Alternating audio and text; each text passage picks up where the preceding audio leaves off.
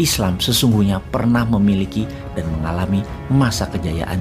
Yang pertama adalah zaman Umayyah yang dimulai pada tahun 661, tepatnya 29 tahun setelah Nabi Muhammad meninggal. Itu berbasis di Damaskus. Tapi kejayaan zaman Umayyah hanya berkuasa kurang lebih 90 tahun dan diambil alih oleh teman-teman dari Persia yang menamakan dirinya Abbasid atau disebut dengan nama Abbasiyah. Abbasid atau Abbasiyah ini berkuasa selama 500 tahun dari tahun 750 sampai tahun 1258 kira-kira. Dalam 500 tahun ini ratusan ilmuwan hadir. Mungkin kita tidak menyadari bahwa 2/3 dari nama-nama bintang yang ada di galaksi kita Milky Way atau galaksi Bima Sakti itu adalah nama-nama Arab, dinamakan oleh ahli astronomi yang hidup di era Abbasiyah selama 500 tahun tersebut. Lalu ada orang yang namanya Ibnu Sina. Beliau menulis karya yang namanya The Canon of Medicine yang menjadi basis untuk ilmu kedokteran untuk bukan hanya Timur Tengah dan era Islam, tapi sampai abad ke-19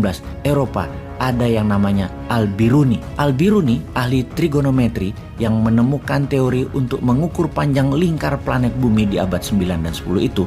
Mereka sudah menemukan bahwasanya lingkar bumi itu 40.000 km. Ternyata akurasinya itu cuma off di bawah 1%. Hal tersebut ternyata sudah ditemukan 1000 tahun yang lalu oleh Al-Biruni. Ada juga yang namanya Al-Khawarizmi. Beliau adalah ahli matematika.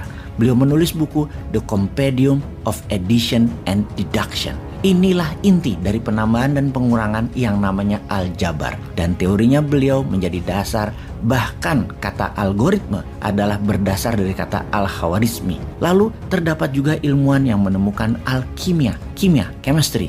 Itu dari kata alkimia dan dari alkimia menjadi alkemi. Nah, ini disalah tafsirkan oleh Eropa 400 tahun berikutnya. Ternyata dasar dari alkimia itu bercabang dua, alkemi dan kimia.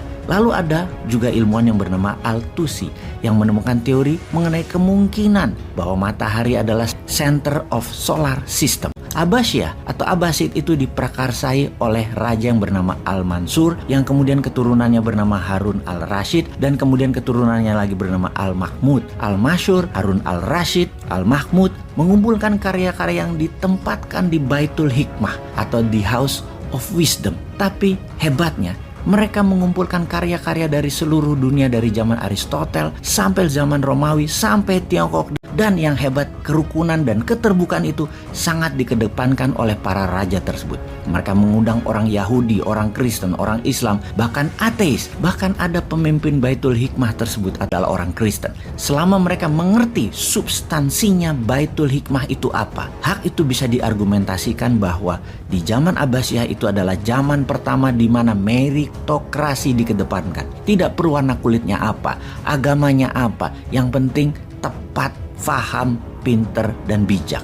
Dan hebatnya lagi ilmu pengetahuan di zaman Abbasiyah itu, prakondisinya adalah pengetahuan matematika. Anda bekerja sebagai PNS, mau bikin startup, mau kerja sebagai guru, mau melukis, itu harus mengerti matematika. Namun sayang pada 1258 runtuh, dihantam oleh Hulagu Khan, salah satu pangeran dari kerajaan Mongol, menghancurkan Baghdad, ibu kota Abbasid. 1 juta manusia meninggal waktu itu. Jutaan buku yang ada dibakar, dihancurkan, dibuang, dan lain-lainnya.